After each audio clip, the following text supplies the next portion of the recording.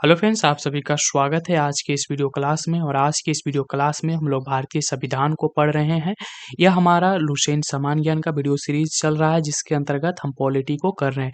यह हमारी दूसरी वीडियो है। अगर अभी तक आप इससे पहले वाले वीडियोस को नहीं देखे हैं तो कृपया कर उस वीडियो को ज़रूर देख लीजिए। उस वीडियो को देखने के बाद ही इस वीडियो को देखिए, क्योंकि उस वीडियो में हम लोगों ने बात किया था 1773 से लेकर 1858 ईस्वी तक जितने भी सुधार किए गए, जितने भी अधिनियम लाए गए थे, उन सारी चीज़ों को। जैसा कि हम लोगों ने बात किया था कि 1773 ईस्वी में रेगुलेटिंग एक्ट लाया गया था, जिसके माध्यम से कंपनी को नियंत्रित करने का प्रयास किया गया था। ठीक है। 1833 में एक और अधिनियम लाया गया, जिसके अंतर्गत ये कहा गया, ये व्यवस्था किया गया कि जो कंपनी है वो अब क्या करेगी, वो शासन के कार्यों को संभालेगी और उसके व्यापारिक अधिकार को यहाँ पर 1833 में समाप्त कर दिया गया।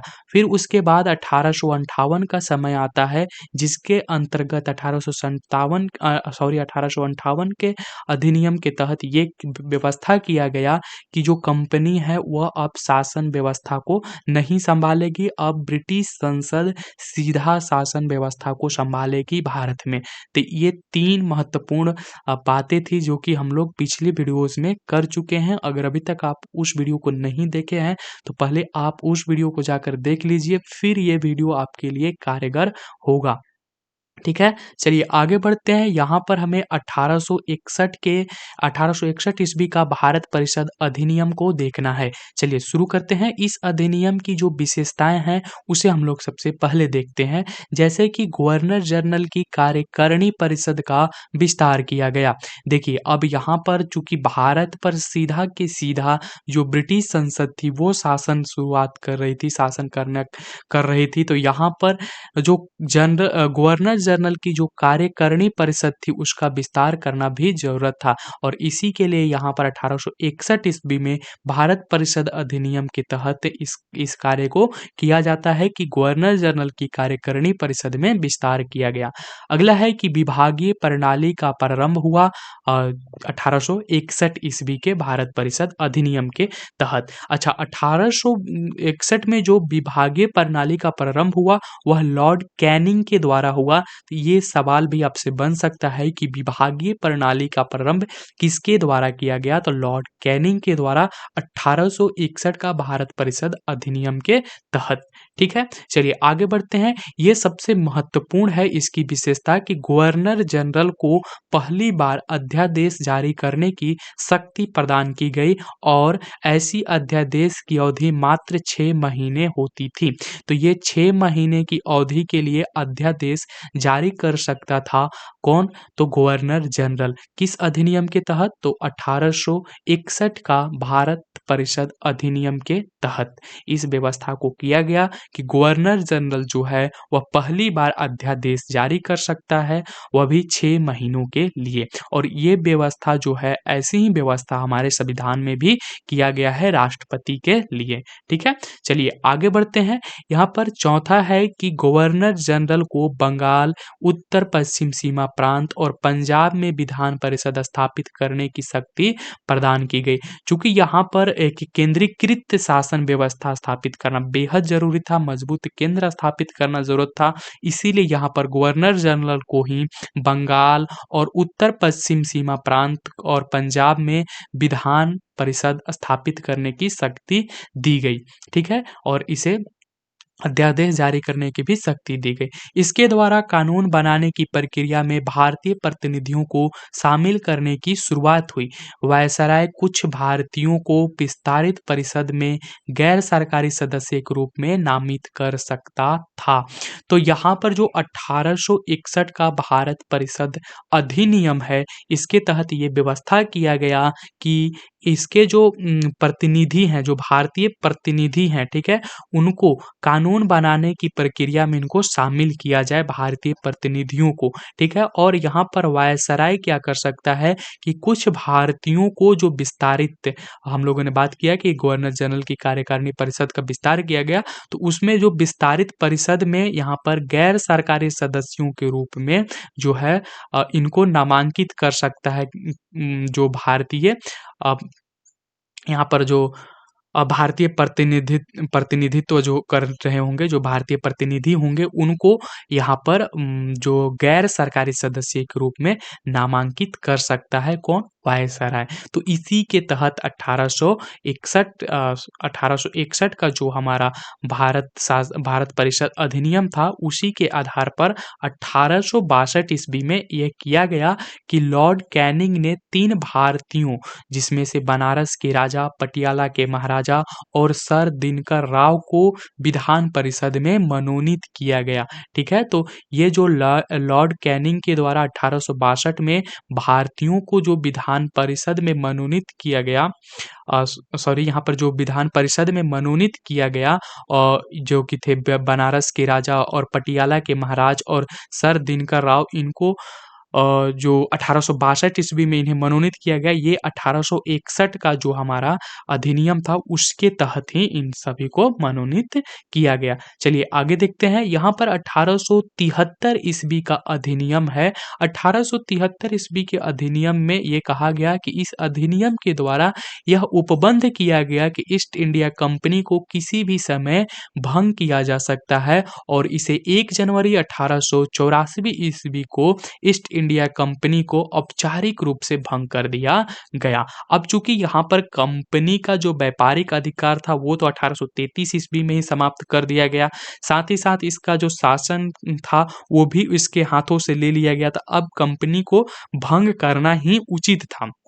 इसलिए यहाँ पर 1 जनवरी 1884 ईस्वी को ईस्ट इंडिया कंपनी को औपचारिक रूप से भंग कर दिया जाता है। तो अगर सवाल बनता है कि ईस्ट इंडिया कंपनी को कब भंग किया गया, तो 1 जनवरी 1884 ईस्वी को 1873 के अधिनियम के तहत। ठीक है, चलिए आगे बढ़ते हैं। शाही उपाधि अधिनियम।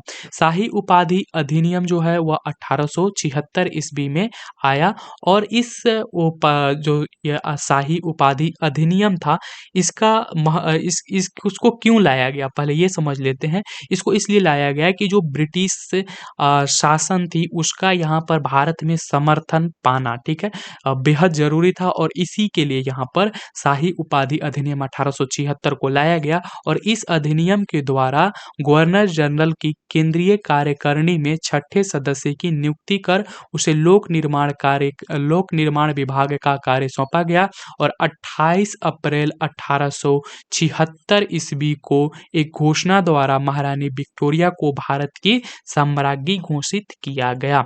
ठीक है, तो यहाँ पर 28 अप्रैल 1876 ईस्वी को महारानी विक्टोरिया को जो भारत का साम्राज्ञी घोषित किया गया, किस अधिनियम के तहत? यहाँ पर शाही उपाधि अधिनियम 1876 के तहत। ठीक है, और ये इसलिए लाया गया ताकि भारत में इसके जो ब्रिटिश राजशाही है, उसका यहाँ पर समर्थन मिले, इसीलिए इस अधिनियम को लाया गया था, 1876 का अधिनियम। चलिए आगे बढ़ते हैं। यहाँ पर हमें देखना है 1892 ईस्वी का भारत परिषद अधिनियम। ठीक है, इस अधिनियम की जो मुख्य विशेषताएं थी, ये 2 विशेषता यहाँ पर है, और दोनों महत्वपूर्ण विशेषता है। देखिए, पहला विशेषता ये है कि अप्रत्यक्ष चुनाव प्रणाली की शुरुआत हुई। ठीक है, तो 1892 का जो भारत परिषद नियम था, उसी के तहत यहाँ पर अप्रत्यक्ष चुनाव प्रणाली की शुरुआत की गई। ठीक है, और इसके द्वारा राजस्व एवं व्यय अथवा बजट पर बहस करना तथा कार्यकारिणी से प्रश्न पूछने की शक्ति दी गई। तो यहाँ पर राजस्व एवं व्यय, जो राजस्व होगा उस पर और जो व्यय होगा उस पर, अथवा बजट पर यहाँ पर बहस करने का जो बहस और प्रश्न पूछने की जो शक्ति थी, वह किसमें दिया गया? 1892 का भारत परिषद अधिनियम के तहत। ठीक है, अब देखते हैं यहाँ पर 1909 ईस्वी में भी एक और अधिनियम आया। 1909 ईस्वी का यह अधिनियम था भारत परिषद अधिनियम, और इसे मार्ले मिंटो सुधार के नाम से जानते हैं। ठीक है, तो मार्ले मिंटो सुधार को ही हम क्या कहते हैं? 1909 का भारतीय परिषद अधिनियम। इस चीज को भी आपको यहाँ पर ध्यान रखना है। 2 बातें यहाँ पर, और एक बात और यहाँ पर ध्यान रखना है कि जो मार्ले थे ना वो भारत के राज्य सचिव थे और जो मिंटो थे वो भारत के वायसराय थे, ठीक है। और इन्हीं दोनों के नाम पर मार्ले मिंटो सुधार लाया जाता है, ठीक है। और इस सुधार के अंतर्गत ये किया जाता है कि यहाँ पर पहली बार मुस्लिम समुदाय के लिए पृथक निर्वाचन का उपबंध किया गया। तो ये 1919 का जो भारत परिषद अधिनियम था जिसे हम लोग मार्ले मिंटो सुधार कहते हैं, इसके तहत पहली बार पृथक प्रतिनिधित्व का यहाँ पर व्यवस्था किया गया, ठीक है। और यह मुस्लिम समुदाय के लिए शुरुआत किया गया, ठीक है। आगे हम लोग देखेंगे कि फिर सिख और भी भारतीय जो समुदाय थे उनके लिए अलग यानी कि पृथक प्रतिनिधित्व का व्यवस्था किया गया। लेकिन यहाँ पर अब भी हम बात कर रहे हैं कि 1909 ईस्वी में मुस्लिम समुदाय के लिए पृथक प्रतिनिधित्व का उपबंध किया गया, ठीक है। 1909 का भारत परिषद अधिनियम हम पढ़ रहे हैं, ठीक है। 1909 में ये किया गया कि जो मुस्लिम समुदाय है उसके लिए पृथक प्रतिनिधित्व का उपबंध किया गया और इसके अंतर्गत ये बात किया गया कि मुस्लिम सदस्यों का चुनाव मुस्लिम मतदाता ही कर सकते थे, ठीक है। और इस प्रकार इस अधिनियम ने सांप्रदायिकता को वैधानिकता प्रदान की और लॉर्ड मिंटो को सांप्रदायिक निर्वाचन के जनक के रूप में जाना गया। तो यहाँ पर इस अधिनियम के तहत यानी कि 1909 के भारत परिषद अधिनियम के तहत ये व्यवस्था किया गया कि जो मुस्लिम समुदाय हैं उनके लिए एक पृथक प्रतिनिधित्व का व्यवस्था किया गया और इसके तहत जो मुस्लिम समुदाय है, मुस्लिम समुदाय का चुनाव केवल मुस्लिम मतदाता ही कर सकता है। और इस तरह से हम यहाँ पर देख रहे हैं कि ये एक सांप्रदायिक व्यवस्था हो गया और इस सांप्रदायिक व्यवस्था को, ठीक है, इस अधिनियम के तहत सांप्रदायिकता को क्या कर दिया गया, वैधानिकता प्रदान कर दी गई, ठीक है। इसको वैधानिक कर दिया गया और इसी को देखते हुए लॉर्ड मिंटो को सांप्रदायिक निर्वाचन के जनक के रूप में जाना जाता है। तो ये सवाल आपसे बन सकता है कि सांप्रदायिक निर्वाचन के जनक कौन है? लॉर्ड मिंटो, ठीक है। देखिए यहाँ पर भारत सरकार अधिनियम के तहत पहली बार विधायिका में कुछ निर्वाचित प्रतिनिधित्व की मंजूरी दी गई थी, ठीक है। 1909 का ये भारत परिषद अधिनियम के तहत यहाँ पर पहली बार हुआ था कि भारत सरकार अधिनियम के तहत पहली बार विधायिका में कुछ निर्वाचित प्रतिनिधित्व की मंजूरी भी दी गई थी, ठीक है। इस चीज को आप समझ गए। अब अगर आप मैं यहाँ पर बताना चाहूंगा आपको कि सांप्रदायिक निर्वाचन क्या होती है। देखिए सांप्रदायिक निर्वाचन को सिंपल शब्दों में समझे तो किसी विशेष क्षेत्र, ठीक है, किसी विशेष क्षेत्र के लिए किसी विशेष उम्मीदवार को, ठीक है, किसी विशेष लोगों के द्वारा जब चुना जाता है तो इसी को सांप्रदायिक निर्वाचन हम कहते हैं, ठीक है। चलिए आगे बढ़ते हैं। अगला यहाँ पर है कि भारतीयों को भारत सचिव एवं गवर्नर जनरल की कार्यकारिणी परिषद में नियुक्ति की गई, ठीक है। 1909 का यहाँ पर अधिनियम है और इसके तहत ये किया गया कि जो भारतीयों को क्या किया जा रहा है कि भारत सचिव और गवर्नर जनरल की जो कार्यकारिणी परिषद थी उसमें कुछ भारतीयों को नियुक्त किया जाना शुरू किया गया। केंद्रीय और प्रांतीय विधान परिषदों को पहली बार बजट पर वाद विवाद करने, सार्वजनिक हित के विषय पर प्रस्ताव पेश करने, पूरक प्रश्न पूछने और मत देने का अधिकार मिला, ठीक है। तो ये पहली बार यहाँ पर फिर से हुआ कि जो केंद्रीय और प्रांतीय विधान परिषद थी, जो केंद्रीय और विधान परिषद थी, इनको भी अब क्या किया गया कि बजट पर वाद विवाद करने, ठीक है, और सार्वजनिक हित के विषयों पर प्रश्न पूछने और उनको पेश करना, उनके विषय को पेश करना, प्रस्ताव रखना और पूरक प्रश्न पूछने का और साथ ही साथ मत देने का भी अधिकार यहाँ पर दे दिया गया 1909 के इस भारत शासन अधिनियम के तहत। अगला यहाँ पर विशेषता ये किया गया कि प्रांतीय विधान परिषदों की संख्या में वृद्धि की गई। क्या किया गया? प्रांतीय विधान परिषदों की संख्या में वृद्धि की गई। और यहाँ पर पांचवा बताया गया कि सत्येंद्र प्रसाद सिन्हा वायसराय की कार्यपालिका परिषद के प्रथम भारतीय सदस्य बने। चूंकि हम लोगों ने यहाँ पर दूसरी विशेषता पढ़े थे कि भारतीयों को भारत सचिव और गवर्नर जनरल के कार्यकारिणी परिषद में नियुक्ति की जाने लगी, तो उसी के तहत यहाँ पर वायसराय के जो है वायसराय की कार्यपालिका परिषद में प्रथम भारतीय सदस्य के रूप में कौन चुने गए? सत्येंद्र प्रसाद सिन्हा, ठीक है। और उन्हें विधि सदस्य बनाया गया, उन्हें बाद में विधि सदस्य भी बनाया गया, ठीक है। मतलब उन्हें विधि सदस्य बनाया गया। आगे है कि इस अधिनियम के तहत presidency corporation, chambers of commerce और विश्वविद्यालय जमींदारों के लिए अलग प्रतिनिधित्व का प्रावधान किया गया। तो इसके तहत 1909 के भारत शासन अधिनियम के तहत यह भी व्यवस्था किया गया कि जो प्रेसिडेंसी कॉरपोरेशन होगा, जो चेंबर्स ऑफ कॉमर्स होगा, साथ ही साथ विश्वविद्यालय और जमींदारों के लिए क्या किया गया, अलग से प्रतिनिधित्व का यहाँ पर व्यवस्था किया गया, ठीक है। चलिए आगे देखते हैं। 1909 ईस्वी में लॉर्ड मार्ले इंग्लैंड में भारत के राज्य सचिव थे और लॉर्ड मिंटो भारत के वायसराय थे। ये बात हम लोग जान चुके हैं 1909 ईस्वी में। चलिए आगे देखते हैं 1919, उसके बाद 1909 के बाद 1919 आता है। 1919 ईस्वी का भारत शासन अधिनियम, इसको हम लोग क्या कहते हैं, मेंटेस्क्यू चेम्सफोर्ड सुधार, ठीक है। और 1919 को क्या कहते हैं, मार्ले मिंटो सुधार, ठीक है। दो यहाँ पर नाम से दोनों को आप समझ लीजिए। 1909 वाले को क्या कहते हैं, मार्ले मिंटो सुधार, और जो 1919 का है इसको मेंटेग्यू चेम्सफोर्ड सुधार, ठीक है। मेंटेग्यू चेम्सफोर्ड सुधार 1919 वाले को। चलिए आगे बढ़ते हैं। 1919 ईस्वी का भारत शासन अधिनियम, और इस अधिनियम की मुख्य विशेषता क्या है ये देखते हैं। पहला यहाँ पर व्यवस्था यह किया गया कि केंद्र में द्विसदनात्मक विधायिका की स्थापना की गई। प्रथम राज्य परिषद और दूसरा जो है केंद्रीय विधानसभा, ठीक है। तो यहाँ पर जो भारत केंद्र में द्विसदनात्मक व्यवस्था विधायिका की स्थापना की गई। एक तो पहला जो है वह राज्य परिषद के रूप में और दूसरा केंद्रीय विधानसभा के रूप में, ठीक है। यहाँ समझने के लिए हम राज्य परिषद को आर से सूचित कर रहे हैं और केंद्रीय विधानसभा को सी से सूचित कर रहे हैं, ठीक है। थोड़ा सा आप ध्यान रखिएगा। चलिए आगे बढ़ते हैं। राज्य परिषद के सदस्यों की संख्या 60 थी और उसमें से 34 निर्वाचित होते थे और उनका कार्यकाल 5 वर्षों का होता था, ठीक है। देखिए इनकी संख्या, राज्य परिषदों की संख्या कितनी थी, कुल 60 थी, ठीक है, 60 थी। और इसमें से निर्वाचित सदस्य कितने होते थे, 34 होते थे।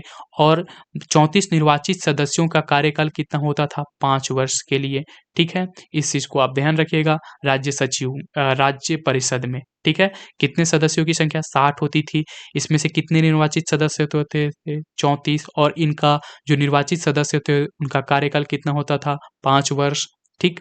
आगे बढ़ते हैं। केंद्रीय विधानसभा के सदस्यों की संख्या 144 थी, ठीक है। तो केंद्रीय विधान सदस्यों की संख्या कितनी थी, 144 थी, ठीक है। जिसमें से 104 निर्वाचित तथा 40 मनोनीत होते थे। तो इसमें से 104 में से 144 में से 104 क्या थे, ये निर्वाचित किए जाते थे और 40 क्या किए जाते थे, मनोनीत किए जाते थे। और ये जो 40 थे इनका कार्यकाल कितने वर्ष का था, 3 वर्षों का था, ठीक है। इतना चीज आपको समझ में आ गया होगा। अब देखिए इन दोनों सदनों के अधिकार समान थे। ये दोनों जो सदन थे, इन दोनों सदनों का अधिकार क्या था, समान था। और इसमें सिर्फ एक ही अंतर था कि बजट की स्वीकृति प्रदान करने का अधिकार निचले सदन को था, ठीक है। तो बजट को यहाँ पर स्वीकृति प्रदान करने का जो अधिकार था वह निचले सदन को था। इतना ही सिर्फ हमें ध्यान में रखना है। आगे बढ़ते हैं। प्रांतों में द्वैध शासन प्रणाली का प्रवर्तन किया गया। और मतलब इसका अगला जो 1919 का था, इसकी अगली विशेषता ये थी कि प्रांतों में द्वैध शासन प्रणाली का प्रवर्तन किया गया। और प्रांतों में द्वैध शासन का जो जनक के रूप में जाने जाते हैं उनका नाम था लियोनस कार्टियस। लियोनस कार्टियस, इस नाम को आप याद रखिएगा क्योंकि हो सकता है ये पूछा जाए कि प्रांतों में द्वैध शासन के जनक कौन है, तो लियोनस कार्टियस। चलिए आगे बढ़ते हैं। इस योजना के अनुसार प्रांतीय विषयों को 2 उपवर्गों में विभाजित किया गया। जो प्रांत के विषय थे उनको 2 वर्गों में विभाजित किया गया।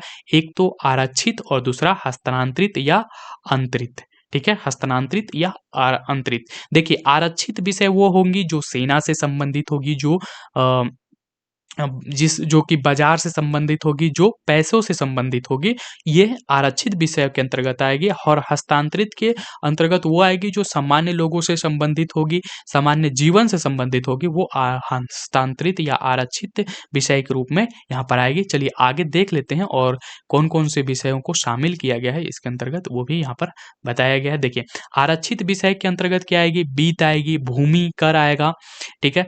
केवल इसका नाम आप देख सकते हैं, बीत आएगा, भूमि कर आएगा, अकाल आएगा, सहायता आएगी, अकाल सहायता, न्याय, पुलिस, पेंशन, आपराधिक जातियाँ, क्रिमिनल ट्राइब्स और छापखाना, समाचार पत्र, सिंचाई, जलमार्ग, खान कारखाना, बिजली, गैस, बॉयलर, श्रमिक कल्याण, औद्योगिक विवाद और मोटर गाड़ियाँ, छोटे बंदरगाह और सार्वजनिक सेवाएँ आदि, ये सभी किसके अंतर्गत आएँगे? हाँ, जो आरक्षित विषय होंगे उसके अंतर्गत, ठीक है? आरक्षित विषय के अंतर्गत ये सारी चीज़ें आएँगी। आपको सिर्फ यहाँ पर ध्यान देना है, याद नहीं करना है इसको। और दूसरा है हस्तांतरित विषय। हस्तांतरित विषय के अंतर्गत क्या आएगी? शिक्षा, पुस्तकालय, संग्रहालय, स्थानीय स्वायत्त प्रशासन, चिकित्सा सहायता, सार्वजनिक निर्माण विभाग, ठीक है? आबकारी उद्योग, तौल तथा माप, सार्वजनिक मनोरंजन पर नियंत्रण, धार्मिक तथा अग्रहार दान आदि, ये सभी हस्तांतरित विषय के अंतर्गत आएंगे। तो दो विषय यहाँ पर थी, एक तो आरक्षित विषय और दूसरा हस्तांतरित विषय। लेकिन हमें ध्यान किस चीज को देना है? ध्यान यहाँ पर देना है जो नोट डालकर लिखा गया है, यह है कि आरक्षित विषयों का प्रशासन गवर्नर और उसकी कार्यकारी परिषद के माध्यम से किया जाना था। जो आरक्षित विषय था उस पर जो प्रशासन था, उस पर जो शासन की व्यवस्था थी, वह गवर्नर और उसकी कार्यकारी परिषद के माध्यम से करना था, ठीक है? और जबकि जो हस्तांतरित विषय का प्रशासन जो था, वह गवर्नर द्वारा जो विधान परिषद के प्रति उत्तरदायी मंत्रियों की सहायता से किया जाना था। तो जो गवर्नर के द्वारा जो विधान परिषद के उत्तरदायी मंत्री थे, उनके द्वारा हस्तांतरित विषयों पर शासन प्रशासन को करना था, ठीक है? किया जाना था। और लास्ट में इसको इस द्वैध शासन प्रणाली को 1935 के एक्ट के द्वारा समाप्त कर दिया गया। इसे भी आप ध्यान में रख सकते हैं। चलिए आगे बढ़ते हैं। यहाँ पर है भारत सचिव को अधिकार दिया गया कि वह भारत में महालेखा परीक्षक की नियुक्ति कर सकता है। तो जो भारत सचिव हैं उनको यह अधिकार दिया गया कि आप भारत में क्या कर सकते हैं? महासचिव, जो भारत में महालेखा परीक्षक की नियुक्ति आप कर सकते हैं, ठीक है? अगला है कि इस अधिनियम ने भारत में एक लोक सेवा आयोग का गठन का प्रावधान किया। तो जो ये 1919 का भारत शासन अधिनियम है, यह क्या कहा कि आप भारत में क्या करिए कि एक लोक सेवा आयोग का गठन कीजिए, इसके लिए यह प्रावधान किया। अतः 1926 ईस्वी में ली आयोग ने, ठीक है, जो कि 1923 से 1924 के बीच ये कार्य की, तो ली आयोग ने 1926 की सिफारिश पर सिविल सेवकों की भर्ती के लिए केंद्रीय लोक सेवा आयोग का गठन किया गया। तो केंद्रीय लोक सेवा आयोग का गठन ली आयोग की सिफारिश पर 1926 में ली आयोग की सिफारिश पर सिविल सेवकों की भर्ती के लिए केंद्रीय लोक सेवा आयोग का गठन किया गया। और इस अधिनियम यानी कि 1919 के अधिनियम में यह कहा गया कि भारत में एक लोक सेवा आयोग का गठन किया जाए, ये कहा गया था। और इसी के तर्ज पर ली आयोग ने क्या किया? एक सिफारिश दिया 1926 में और केंद्रीय लोक सेवा आयोग का गठन किया गया। चलिए आगे बढ़ते हैं। इस अधिनियम के अनुसार वायसराय की जो कार्यकारी परिषद में 6 सदस्यों में से 3 सदस्यों का भारतीय होना आवश्यक था। तो 1919 के अधिनियम में ये व्यवस्था किया गया कि जो वायसराय का जो कार्यकारी परिषद है, ठीक है, उसमें 6 लोग रह रहे हैं, तो 6 में से जो 3 लोग हैं वो क्या होंगे? वो भारतीय होना आवश्यक किया गया कि 3 लोग भारतीय होंगे, ये सुनिश्चित कीजिए। लेकिन एक बात और कहा गया कि जो कमांडर इन चीफ होगा वो नहीं भारतीय हो सकता है। कमांडर इन चीफ को छोड़कर जो 3 लोग होंगे उन्हें आप भारतीयों के रूप में रख सकते हैं, ठीक है। चलिए अगला यहाँ पर व्यवस्था किया गया कि इसने सांप्रदायिक आधार पर सिखों, भारतीय ईसाइयों, आंग्ल भारतीयों और यूरोपियों के लिए भी पृथक निर्वाचन के सिद्धांत को विस्तारित किया था। हम लोगों ने पीछे बात किया था कि सांप्रदायिक निर्वाचन के आधार पर मुसलमानों को एक निर्वाचन क्षेत्र के उनको सांप्रदायिक निर्वाचन के रूप में वहाँ पर व्यवस्थित किया गया था कि जो मुस्लिम सदस्य होंगे उनका निर्वाचन भी मुस्लिम जनता के द्वारा किया जाएगा, मतलब उनका प्रतिनिधित्व मुस्लिम समुदाय के द्वारा किया जाएगा, ऐसा व्यवस्था किया गया था। और उसी के तर्ज पर यहाँ पर इसने सांप्रदायिक आधार पर ही 1919 का जो भारत शासन अधिनियम है, इसमें भी यहाँ पर और भी जो समुदाय थे जैसे कि सिख हुए, भारतीय ईसाई हुए, आंग्ल भारतीय और यूरोपियों के लिए भी अलग से पृथक निर्वाचन के सिद्धांत को यहाँ पर क्या किया गया, लागू किया गया, विस्तारित किया गया। इसमें पहली बार केंद्रीय बजट को राज्य के बजट से अलग किया गया। तो इसमें व्यवस्था किया गया कि केंद्र अलग अपना बजट दे और राज्य अलग अपना बजट कर दे। ठीक है, तो यहाँ पर राज्य और केंद्र का अलग अलग बजट कर दिया गया 1919 के भारत शासन अधिनियम के तहत। इसके अंतर्गत एक वैधानिक आयोग का गठन किया गया जिसका कार्य 10 वर्ष तक जांच करने के लिए अपनी रिपोर्ट प्रस्तुत करना था। तो इसके अंतर्गत एक वैधानिक आयोग गठित किया गया जो 10 वर्षों तक जांच करेगी शासन व्यवस्था को और उसके बाद अपनी रिपोर्ट प्रस्तुत करेगी। ठीक है, और फिर जो कमियां होगी उसका सुधार किया जाएगा। अगला है और लास्ट की, इस अधिनियम में केंद्रीय विधानसभा में वायसराय के अध्यादेश जारी करने की शक्तियों को निम्न रूप में बनाए रखा गया। तो यहाँ पर वायसराय की जो अध्यादेश जारी करने की शक्तियां हैं उसको बनाए रखा गया और कुछ बातें और भी इसमें जोड़ी गई। तो इन बातों को यहाँ पर हम लोग देखने वाले हैं। ये 4 बातें थी जो इस तरह से हैं। पहला है कि कुछ विषयों से संबंधित विधेयक को विचारार्थ प्रस्तुत करने के लिए उसकी पूर्व अनुमति आवश्यक थी। तो यहाँ पर एक बात कहा गया पहला कि जो अध्यादेश है वो तो रहेगा ही, जो जारी करने का अधिकार रहेगा वायसराय के पास, लेकिन कुछ और भी विषय होंगे, कुछ ऐसे विषय, संवेदनशील विषय जिस पर, ठीक है, कोई संवेदनशील विषय है उससे संबंधित कोई भी विधेयक प्रस्तुत करने से पहले यहाँ पर क्या करना होगा, अनुमति लेना होगा। किससे? वायसराय से। ठीक है, तो किसी भी विधेयक, कुछ ऐसे विधेयक थे, कुछ ऐसे विषय थे जिस पर विधेयक को प्रस्तुत करने के लिए यहाँ पर क्या करना पड़ता था, अनुमति लेना पड़ता था वायसराय से। अनुमति लेने का बात किया गया कि आप वायसराय से अनुमति लेंगे उस विषय के बारे में, कुछ ऐसे विषय थे। ठीक है, और उसके बाद आप इसको पेश कर सकते हैं। चलिए आगे है कि यहाँ पर उसे भारतीय विधानसभा द्वारा पारित किसी भी विधेयक को वीटो करने या सम्राट के विचार के लिए आरक्षित करने की शक्ति थी।